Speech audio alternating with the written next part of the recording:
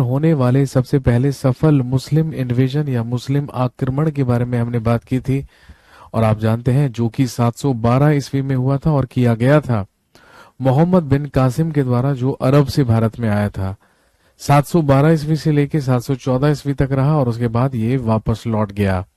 लेकिन 8th century में ही, 8वीं शताब्दी में ही कन्नौज को लेकर या कन्नौज के लिए एक ट्रायंगुलर स्ट्रगल हुआ, एक त्रिकोणीय संघर्ष हुआ। और यदि उस त्रिकोणीय संघर्ष की बात करें तो भाई उसका सबसे बड़ा रीजन क्या था और वो कन्नौज के लिए क्यों हुआ? जब गुप्त साम्राज्य समाप्त हुआ या जब गुप्त काल समाप्त हुआ तो आप जानते हैं कि गुप्त काल में जो इंपॉर्टेंस कभी मगध की हुआ करती थी, कभी पाटलिपुत्र की हुआ करती थी, अब धीरे धीरे गुप्त काल खत्म होने के बाद वो इंपॉर्टेंस सामने उभर कर आई कन्नौज की। उत्तर प्रदेश में कन्नौज है और अब उत्तर भारत का प्रमुख राजनीतिक केंद्र ही क्या बन गया? कन्नौज बन गया।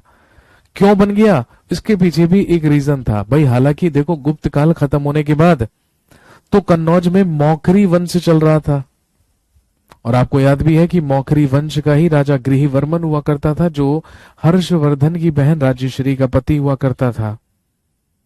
लेकिन जब उत्तर भारत में पुष्यभूति डायनेस्टी, पुष्यभूति वंश में शासन कर रहा था हर्षवर्धन, तो हर्षवर्धन के ही शासनकाल में हम सब जानते हैं हर्षवर्धन की राजधानी तो थानेश्वर हुआ करती थी, लेकिन हर्षवर्धन ने अपनी दूसरी राजधानी बनाया उत्तर प्रदेश के कन्नौज को।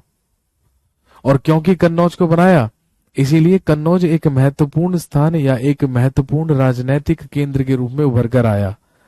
कहने का मतलब, अभी तक 6ठी शताब्दी तक, 6th सेंचुरी तक जो इंपॉर्टेंस दी जा रही थी मगध को, अब वो खिसक कर कहा चुकी थी? उत्तर प्रदेश के कन्नौज में आ चुकी थी।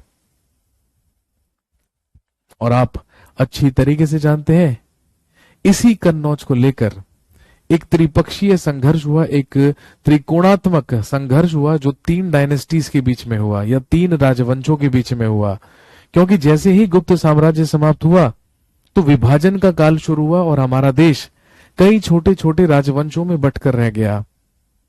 और आप इसको प्री मेडिवल इंडिया भी कह सकते हैं, या फिर इस समय में जो डायनेस्टीज हुई या जो राजवंश हुए उनकी उत्पत्ति यदि हम बात करें, उनके ओरिजिन की बात करें, तो उनको ज्यादातर शासकों को क्या माना जाता है? राजपूत शासक माना जाता है, राजपूत रूलर्स माना जाता है। तो आप इसे राजपूत काल भी कह सकते हैं।